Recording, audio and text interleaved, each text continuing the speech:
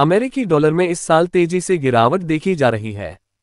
1973 के बाद से अब तक ऐसा पहली बार है जब किसी एक साल के अंदर ही डॉलर में इतनी बड़ी गिरावट दर्ज की जा रही है।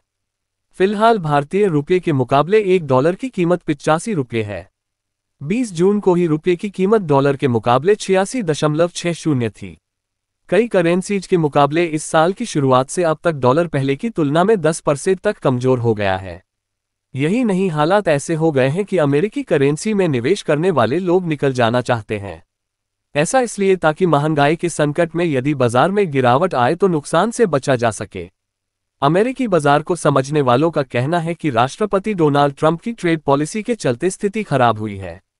चीन, भारत, ब्राजील जैसे देशों से अमेरिका को होने वाले निर्यात की कीमत में इजाफा हो गया है और डॉलर कमजोर हुआ है।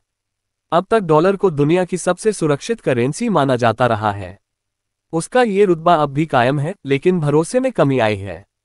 इंपोर्ट पर टैरिफ बढ़ गया है, जिसके चलते भारत और चीन जैसे देशों से अमेरिका पहुंचने वाला सामान महंगा हो गया है। इससे अमेरिका में महंगाई बढ़ गई है और डॉलर भी इसके चलते कमजोर हो गया है।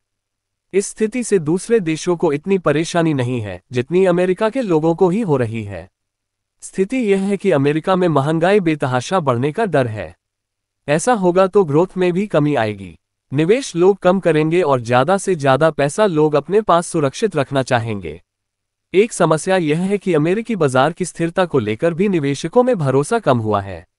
यूनिवर्सिटी ऑफ मिशिगन में फाइनेंस पढ़ाने वाले प्रोफेसर पाउलो पेस्का का कहना है कि अमेरिकी अथॉरिटीज ने जिस तरह से टैरिफ में इजाफा किया है उससे बड़ा नुकसान हुआ है। अमेरिकी बाजार में ही अस्थिरता आई है और निवेशकों का भरोसा कमजोर हुआ है। इसके अलावा अमेरिकी बाजार में भी महंगाई के चलते डॉलर कमजोर पड़ा है।